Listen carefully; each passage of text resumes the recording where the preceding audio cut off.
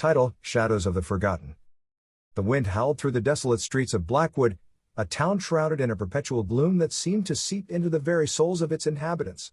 An air of unease hung heavy in the stagnant air as the sun dipped below the horizon, casting long, twisted shadows that seemed to dance in the fading light. In the heart of this forsaken town stood the decaying remnants of the Thornwood Manor, a mansion that had long been abandoned by its once wealthy owners. Locals whispered of a curse that had befallen the Thornwood family, a curse that had left them in a state of eternal torment. The manor had become a place of dread, a forbidden landmark that drew the morbid curiosity of those brave or foolish enough to approach. One fateful night, a group of teenagers, seeking thrills and desperate to prove their courage, gathered at the gates of the Thornwood Manor.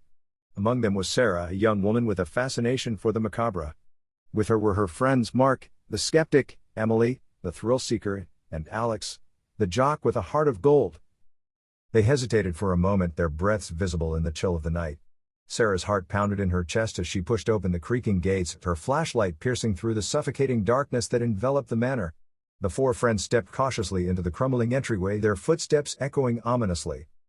As they ventured deeper into the mansion, the air grew colder, and a sense of dread tightened its grip on their hearts. Flickering candlelight illuminated the decaying walls, casting grotesque shadows that seemed to come to life, twisting and writhing in an otherworldly dance. The friends exchanged uneasy glances, the atmosphere growing more sinister with each step. A distant sound echoed through the halls, a haunting melody that sent shivers down their spines. Sarah's flashlight flickered, and the group found themselves in a dimly lit chamber adorned with portraits of the Thornwood family. The eyes of the painted figures seemed to follow them, their gazes filled with anguish and despair. Emily's nervous laughter broke the silence as she approached a particularly unsettling portrait, depicting a withered old woman with hollow eyes. As her fingers brushed against the canvas, the room seemed to tremble, and the walls appeared to close in around them. Panic gripped their hearts, and they stumbled backward, their breaths ragged. "Did you hear that?" Alex whispered, his voice quivering. A chilling wind swept through the room, extinguishing their candles and plunging them into darkness.